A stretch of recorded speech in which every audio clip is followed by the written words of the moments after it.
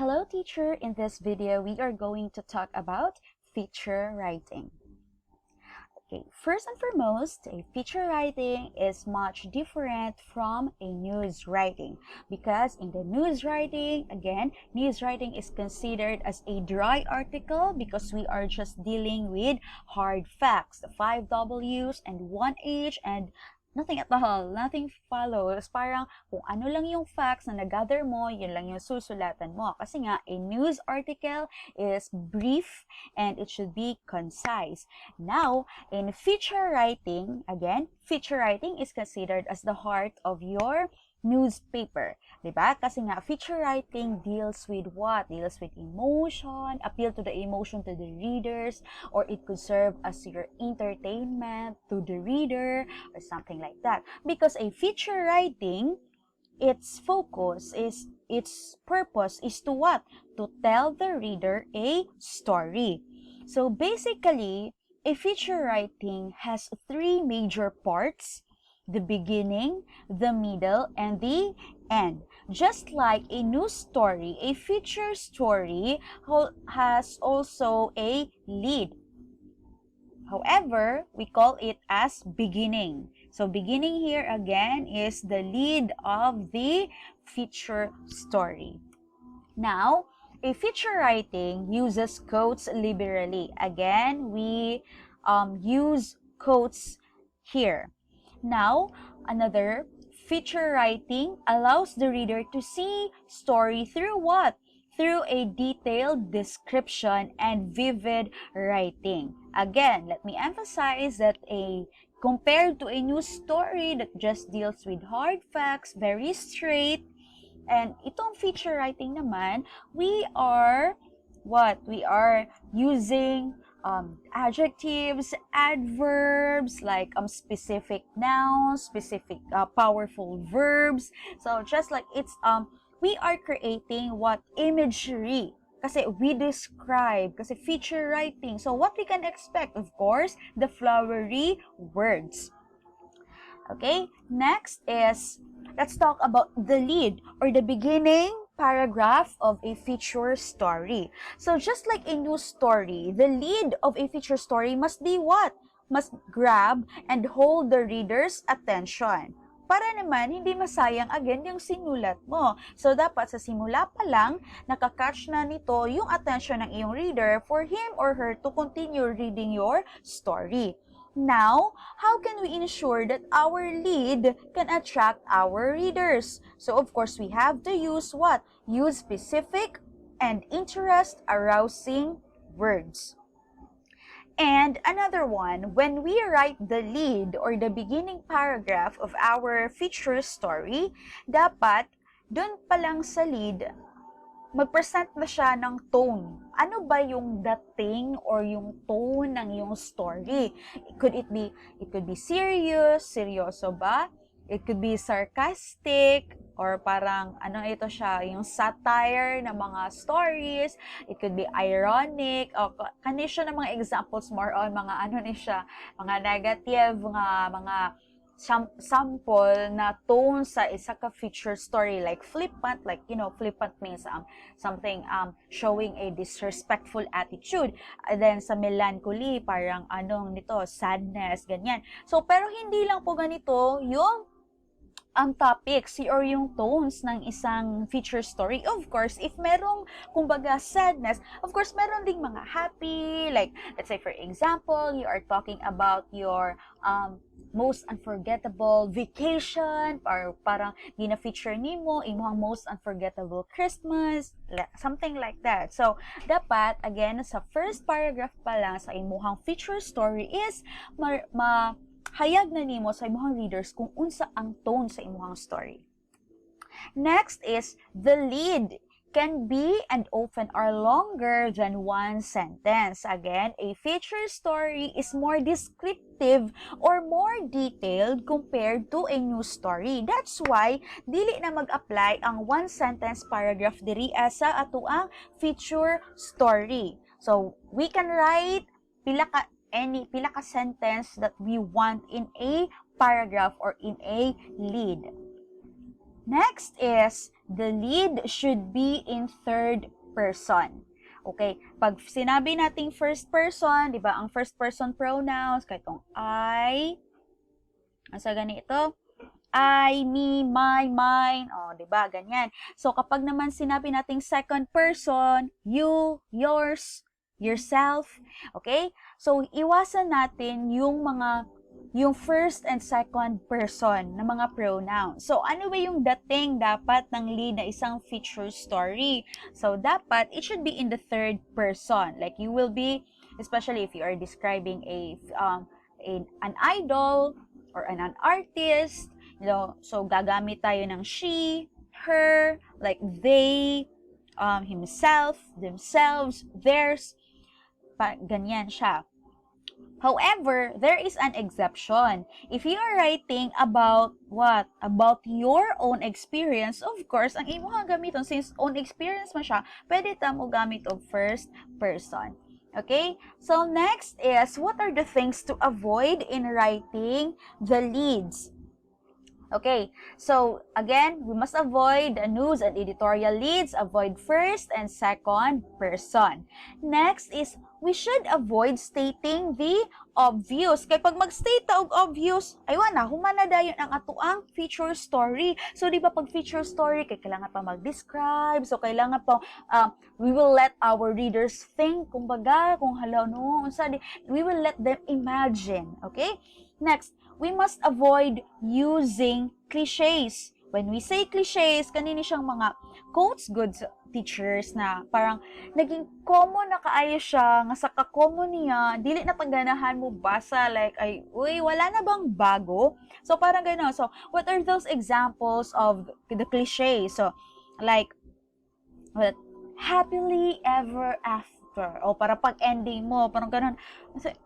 Fairy tale, parang nga na. So, unsa pa, easy as pie, no, don't judge the book by its cover. Kay common na kaayo siya nga for us, it's so boring na. So, what? Kapag mo na itong nabasa, don't judge the book by its cover, sa lead pa lang. So, the tendency is that, makabalo na ta, ay, unsay content, ay, kanang murag, ay, normal, maraging ani ba? Or unsa pa, cold as ice, o sige, but mo na siya ang atuang iwasan when we are writing the leads of a feature story. We should avoid using cliches, okay? And also, we should avoid what? This kind, we should not start our lead with this phrase, imagine this, huh? Imagine this. Kasi, bakit hindi tayo dapat gumamit ng phrase na itong imagine this? It's because it's kapag ganito siya, parang, ano ba? Nawala na sa ato ang trabaho nga mag-project or maggatag og detailed description.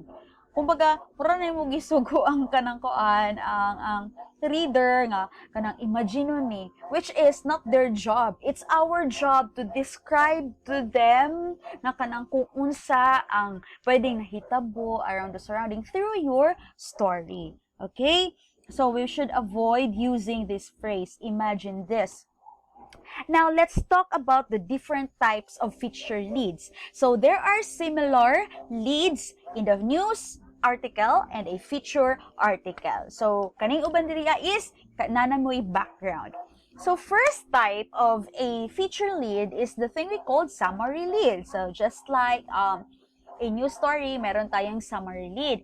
So, summary lead, of course, it gives the gist, yung kabuuan na ng story. So, dapat, if magamit kag ingon ani, make sure that it is interesting enough because it will let your reader decide if he or she is, going to continue reading your story.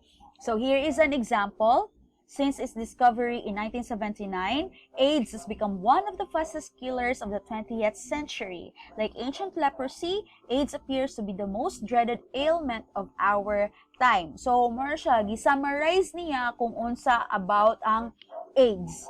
Okay? So, summary lead. The next type of lead is the thing we called narrative lead. Of course, feature man siya, maka-expect yun nga na ay narrative lead. So, this draws the reader into the story by allowing him to identify with the person in the midst of the action. So, this is effective in telling story. So, dapat, kumbaga, when you are writing a narrative lead or when you will use narrative lead, dapat through your lead, murag nimo og mabutang sa kana na situation ang imuhang reader by what? Through nga kana murag i-engage nimo siya sa story. Again, you vividly write descriptions, okay? So more than 15 years ago, a young couple, both o young couple, murag ma-imagine na kayo nimo siya, ma-engage nimo imong readers through their imagination. Both of Spanish descent embarked on their honeymoon trip in the verdant hills of Mindoro, little knowing that the journey would practically change the course of their lives. Okay? So, parang narrative lead. Next is the descriptive lead. This conjures a mental picture just like a narrative lead. However, a descriptive lead is used when you are writing personality profiles. Again, kanong mga artista or idols, okay? If you are talking about these popular personalities. So, just like this one, Cool Ledesma is wearing no makeup and her hair is severely pulled back into a bun, showing a widow's peak on top of an oval face, so on and so forth. So again, descriptive lead, gamiton siya if you are writing a personality profile, while narrative lead if you are writing another story ba siya or something ana basta dili siya about sa isa ka tao.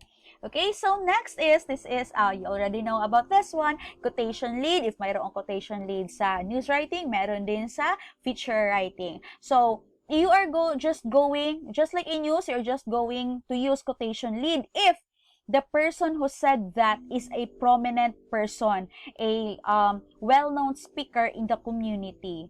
So, also, dapat ang quotation, mayroon din siyang dating, may bigat na, murag na ay message. It can give insight to the readers. Okay? Yan siya. Next is question lead. Again, just like in news, meron din tayong question lead sa feature writing. Of course, patanong yung paraan ng pagkasulat ng lead. So, yung challenge dito is that kapag gagamit ka ng question lead, make sure that you challenge the reader's knowledge or curiosity through your question lead. Just like this one, who says the Japanese aren't doing enough to promote imports? Okay, so dun, sumpayan dayan nimo ang details. So, next is direct address lead. Okay? Diretso adreso. Ato ang timan-an pag direct address, kinsa imong i-address ang reader. That's why you will use what? The pronoun you. Say, for example, so you think you know the law. Maybe, but chances are you have broken the law several times today. So, pag magamit ka og you, it's something like, gihimo nimong part sa story ang imuhang reader. Mubasa gyud siya kay about gyud sa iyaha. Okay? So makatch na dayon ang iyahang interest. Next is a combination lead. Syempre, combination lead, combination siya sa two or more types of lead. Say for example, a quotation lead and narrative lead. So, diri sa first part nagaana siya quotation and then sa second part kay kaning narrative lead. So, nag-describe siya sa experience ni Sonia Rocco. Okay? So, next is, kanipot, staccato lead. O sige, itong pag-staccato lead na ay phrases and then it is separated by what? By either a dash or dot. So, midnight on the bridge, a scream, a shot, a splash, a second shot, a third shot. So, parang ganon, staccato lead. Okay, next is punch lead. Meron din ganito sa news article. So, pwede sa feature lead, pwede nang ganito ang iyong lead. The dream is over.